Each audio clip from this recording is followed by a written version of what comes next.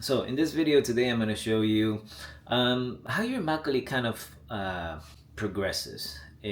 So what happened in today's a great example. I had some students that couldn't take their makgeolli. So if you are actually from, especially from Australia, their customs over there are pretty insane. So if you don't want to end up in that show border security, then you might I don't know, think twice. Touched any drugs?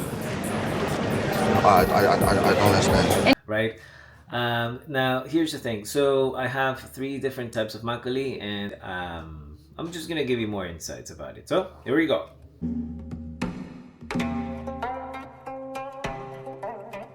So starting with our first makgeolli, Pekuseng. Okay, so now this has been fermenting. This Danyangju here has been fermenting for about 5 days. As you guys can see now, there's a big layer here. So that's what it would usually happen. Now my room here, I keep it slightly not so on the hotter side. I keep it around 21 to 23. So this would be day 5 around here. Now what happens is sometimes people say, well, you gotta, if you're running out of time, you can filter your makgeolli in like day 5 or things like that.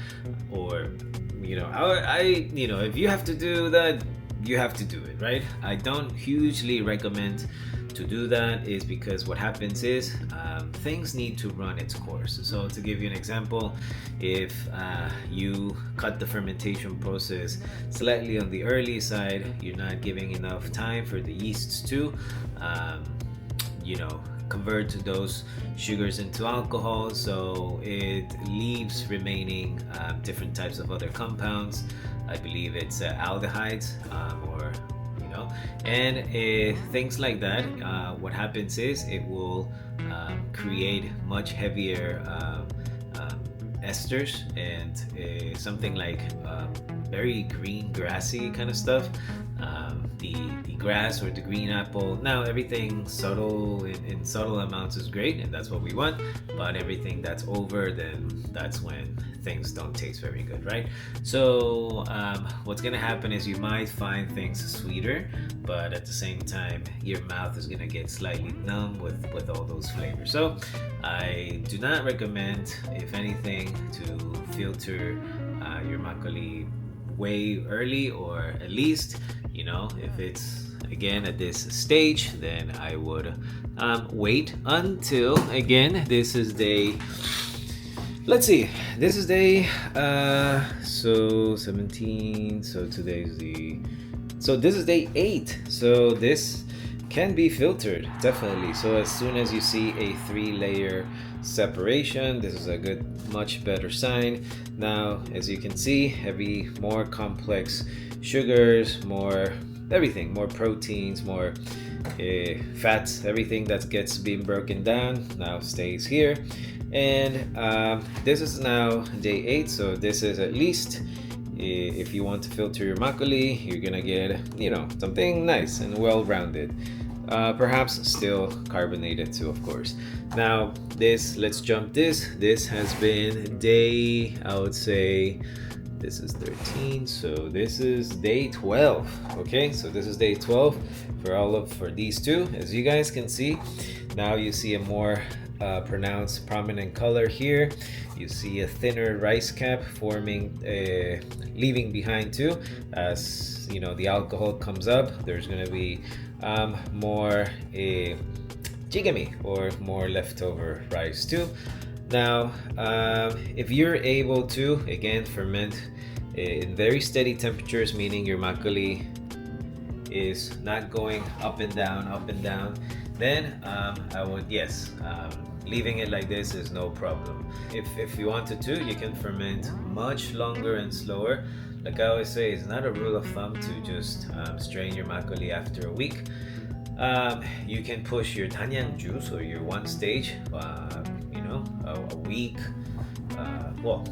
2 weeks again, or even a full month. I've had Danyang juice fermenting at about 10 degrees Celsius for about a month and a half, and super nice flavors too over there. Something fruity, something grainy, Yes, everything you would want in a makgeolli, if anything, right? So you can get that with anyang juice. Now, of course, I don't keep this room much that colder. There's another room for that actually. So what I would do is, this is a perfect time to filter my makgeolli to day 12, right?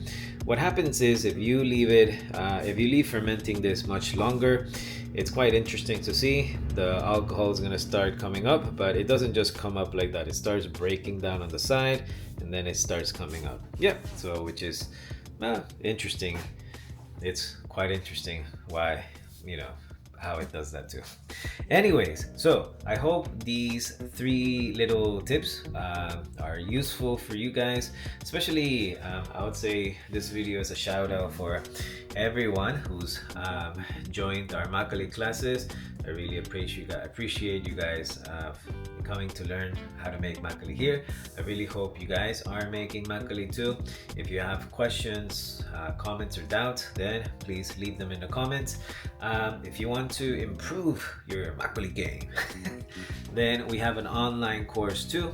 And for those of you who are already signed up on the course, don't worry. There's little videos that I keep adding for free. Once you get the course, it's yours to keep forever.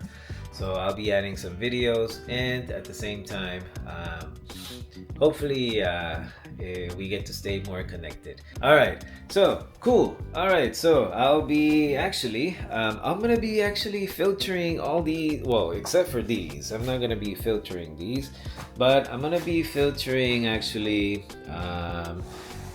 all these ones. Yeah, I'm gonna be filtering all of these, and yes, I'm gonna be enjoying that makgeolli. So again, thanks for watching again, and subscribe, hit a like, so I know that you guys are liking this content, and see you in the next one.